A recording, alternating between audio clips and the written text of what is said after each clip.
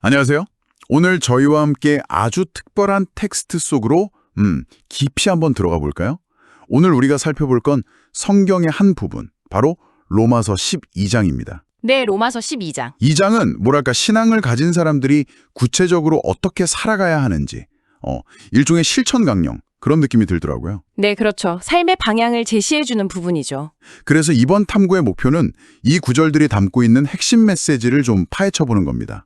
특히 산제사라는 표현이 나오는데 이게 좀 생소하잖아요. 아, 네, 그 표현이 중요하죠. 그게 뭘 의미하는지, 또 이게 공동체 생활이나 다른 사람들과의 관계 속에서 어떻게 나타나야 하는지, 이런 부분들을 좀 집중적으로 이야기 나눠보려고 합니다. 좋습니다. 사실 저도 처음 이 장을 딱 봤을 때 너희 몸을 하나님이 기뻐하시는 거룩한 산제물로 드리라, 이 첫 구절이 엄청 강렬하게 다가왔어요. 네, 맞아요. 임팩트가 있죠. 이게 무슨 고대 제사의식 같기도 하고, 근데 오늘날 우리에게는 이게 어떤 의미일까? 그리고 그 뒤에 나오는 수많은 조언들이랑 어떻게 연결되는 걸까? 뭐 이런 궁금증이 생기더라고요. 함께 그 맥락을 좀 찾아가 보시죠. 네, 자, 말씀드린 것처럼 시작부터가 아주 인상적입니다. 너희 몸을 거룩한 산 제물로 드리라. 이게 1절인데 바로 뒤에 이는 너희가 드릴 영적 예배니라 라고 이어지거든요. 네. 예전에 동물을 제물로 바치던 거랑은 분명 다른 이야기일 텐데 이 산 제물 그리고 영적 예대, 이게 정확히 어떤 뜻일까요? 좀 풀어주시겠어요? 네, 이게 아주 중요한 시작점인데요. 여기서 산제물이라고 할 때, 이건 단순히 어떤 종교적인 의식을 말하는 게 아니에요. 아, 의식이 아니다. 네, 구약 시대에는 동물을 죽여서 제물로 바쳤잖아요. 근데 여기서 산 제물은 말 그대로 살아있는 상태로 우리의 삶 전체를 의미합니다. 우리의 시간, 재용, 에너지, 그리고 뭐 일상에서의 모든 선택과 행동들까지요. 삶 전체요? 와, 네, 이것들을 하나님께서 기뻐하실 만한 방식으로 드리는 것, 이게 바로 죽은 제물이 아닌 살아있는 제물의 핵심인 거죠. 그렇군요. 살아있는 삶 자체를 드리는 것. 그리고 이걸 영적 예배라고 부르는 것도 흥미로운데요. 원어를 보면 합리적인 혹은 이성적인 예배라고도 번역될 수 있어요. 합리적인 예배요? 네, 그러니까 막 감정에 휩쓸리거나 의미 없이 의식만 반복하는 게 아니라 우리의 이성과 의지를 다해서 의식적으로 드리는 삶의 예배라는 거죠. 근데 이게 여기서 끝나는 게 아니고 바로 다음 구절, 2절하고 연결해서 봐야 합니다.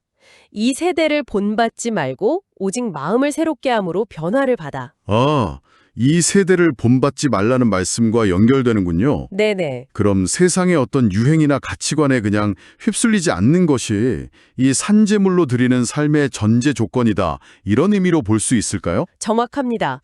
세상의 방식들, 예를 들면 뭐 성공지향주의나 물질 만능주의, 아니면 자기중심주의 같은 것들이 있잖아요. 네, 많죠. 그런 것들을 그냥 비판 없이 따라가지 말라라는 아주 강력한 권고죠. 대신에 마음을 새롭게 함으로 변화를 받아야 한다고 말합니다. 여기서 마음이라는 건 단순한 감정 상태가 아니라 우리의 생각 체계, 가치관, 세계관 전체를 아우르는 개념이에요. 아, 생각 자체를 바꾸라는 거군요. 그렇죠. 이 내면의 근본적인 변화, 그러니까 생각의 혁신을 통해서 우리는 비로소 무엇이 하나님의 선하시고 기뻐하시고 온전하신 뜻인지 분별할 수 있게 된다는 겁니다. 결국 1절과 2절은 하나의 큰 그림을 그리고 있는 거예요. 우리의 삶 전체를 하나님께 드리는 진정한 헌신, 즉 산 제물은 세상의 틀에 갇히지 않고 내면의 생각과 가치관이 근본적으로 변화될 때, 즉 마음의 새로움을 경험할 때 가능하고요. 그리고 이것이 바로 우리가 드릴 합당한 예배, 영적 예배라는 거죠. 네네. 중요한 건 이 변화가 그냥 가만히 있는다고 오는 게 아니라 적극적으로 세상의 흐름을 좀 거스르고 하나님의 뜻을 찾으려는 노력이 필요하다는 겁니다. 그렇군요. 단순한 종교 행위를 넘어서 삶의 방향 자체를 바꾸고 내면의 혁신까지 요구하는 거네요. 와, 상당히 근본적인 이야기입니다. 듣고 계신 당신의 삶에서 이 세대를 본받지 않으려고 애쓰는 부분은 어떤 게 있을지, 또 마음의 새로움을 경험했던 순간은 언제였는지 잠시 한번 생각해 보셔도 좋을 것 같습니다. 네. 자, 그럼 이제 다음 단락으로 한번 넘어가 볼까요? 3절부터는 이제 공동체 안에서의 삶에 대한 이야기로 좀 넘어가는 것 같아요. 네, 맞습니다. 마땅히 생각할 그 이상의 생각을 품지 말고 오직 하나님께서 각 사람에게 나누어 주신 믿음의 분량대로 지혜롭게 생각하라. 이게 3절인데 자기 자신에 대한 평가부터 시작하는 게 좀 흥미롭더라고요. 그렇죠. 로마 사회가 명예나 지위를 굉장히 중시했던 걸 생각하면 이 겸손에 대한 강조가 더 와닿죠. 아, 맞아요. 자기 인식이 얼마나 중요한지를 먼저 딱 짚고 넘어가는 거죠. 공동체 안에서 갈등이 생기는 많은 경우가 자기를 너무 과대평가하거나 혹은 반대로 너무 부당하게 비하하는 데서 시작되기도 하거든요. 네, 그럴 수 있겠네요. 믿음의 분량대로 지혜롭게 생각하라는 건 결국 하나님 앞에서 자기의 위치와 역할에 객관적으로 좀 보라는 의미입니다. 그리고 이게 바로 이어지는 4절, 5절의 몸의 비유로 아주 자연스럽게 연결이 돼요.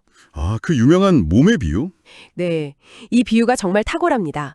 우리 몸에 눈, 코, 입, 손, 발, 이렇게 다양한 지체가 있지만 결국엔 한 몸을 이루잖아요. 그렇죠. 그것처럼 그리스도 안에서 우리 신앙인들도 각자는 다 다르지만 한 몸을 이루고 서로에게 지체가 된다는 겁니다. 5절입니다. 여기서 핵심은 두 가지예요. 첫째는 연결성. 우린 그냥 따로따로 떨어진 존재가 아니라 서로 연결된 유기체라는 거고요. 네, 연결성. 둘째는 다양성입니다. 모든 지체가 다 똑같은 기능을 하지 않잖아요. 4절. 우리 각자도 다 다르다는 거죠. 중요한 건 이 다양성이 문제가 아니라 오히려 몸 전체를 건강하게 만드는 필수 요소라는 관점이에요. 다양성이 필수적이다. 중요한 관점이네요. 근데 그 다양성이 구체적으로는 어떻게 나타나는 건가요? 그 뒤에 나오는 구절들이 그걸 설명하는 것 같던데요? 네, 맞아요. 6절부터는 이 다양성이 은사라는 형태로 나타난다고 설명을 합니다. 그 은사, 카리스마타라고 하죠. 카리스마타. 네, 말 그대로 은혜로 주어진 선물이라는 뜻입니다. 각자에게 주어진 특별한 능력이나 역할 같은 거죠. 예를 들면 예언하는 은사, 섬기는 은사, 봉사, 가르치는 은사, 권면하는 은사, 위로하고 격려하는 거요. 구제하는, 나누는 은사, 다스리는 지도력 인사, 긍휼을 베푸는 은사, 이렇게 쭉 열거가 됩니다. 6-8절이요? 와, 정말 다양하네요. 근데 여기서 주목해야 할 점은요, 단순히 은사 종류만 나열하는 게 아니라 각 은사를 어떻게 사용해야 하는지에 대한 구체적인 지침이 꼭 붙어 있다는 거예요. 아, 사용법까지. 그렇죠. 예를 들어 예언하는 사람은 믿음의 분수대로 6절. 그러니까 자기 생각이나 욕심대로 막 하는 게 아니라 받은 만큼만 하라는 거죠. 섬기는 사람은 섬기는 일로 7절. 그냥 묵묵히 그 역할에 충실하라는 거고요. 네. 가르치는 자는 가르치는 일로 7절. 권면하는 자는 권면하는 일로 8절. 집중해야 한다. 또 구제하는 자는 성실함으로. 그러니까 아낌없이 순수한 마음으로 하라는 거죠. 다스리는 자는 부지런함으로, 긍휼을 베푸는 자는 즐거움으로 하라고 권고합니다. 네. 8절. 즐거움으로. 네. 그러니까 은사를 사용하는 그 태도와 동기가 중요하다는 걸 굉장히 강조하는 대목입니다. 와, 각자의 역할에 충실하되 그걸 행하는 마음가짐까지 이렇게 구체적으로 제시하는군요. 특히 즐거움으로 긍휼을 베풀라 하는 부분은 진짜 인상적인데요. 그죠. 마지못해 하는 선행이 아니라 정말 기쁜 마음으로 하는 게 중요하다는 뜻이겠죠. 우리 각자에게는 어떤 은사가 있을까? 그리고 그걸 공동체를 위해서 어떤 태도로 사용하고 있었나? 좀 돌아보게 만드는 것 같습니다. 당신은 자신에게 어떤 역할이나 선물이 주어졌다고 생각하시나요?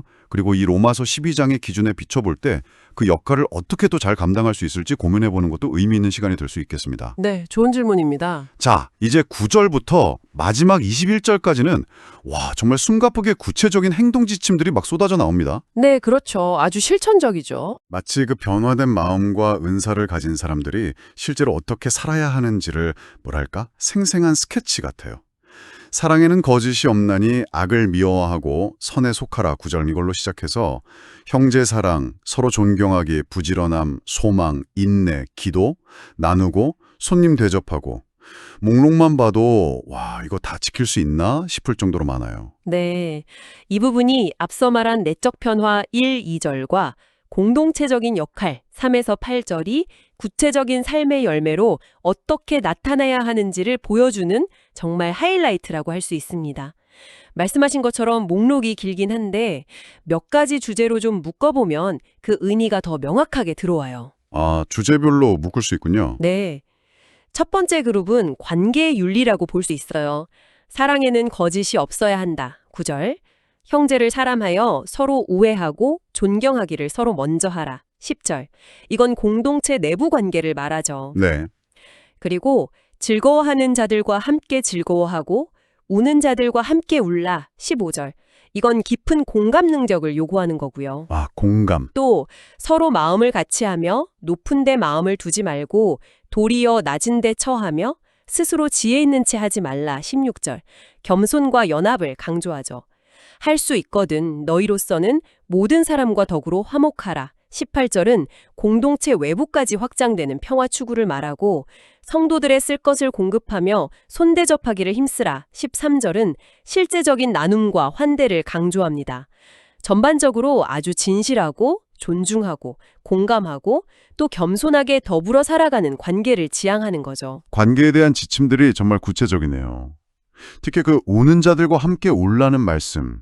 이게 때로는 즐거워하는 자들과 함께 즐거워하는 것보다 더 어렵게 느껴질 때도 있는 것 같아요. 아, 그렇죠. 타인의 고통에 진심으로 함께하는 게 에너지가 많이 드는 일이니까요. 맞아요. 쉽지 않죠. 두 번째 그룹은 개인의 내적 자세와 영성에 관한 거라고 볼 수 있습니다. 부지런하여 게으르지 말고 열심을 품고 주를 섬기라. 11절.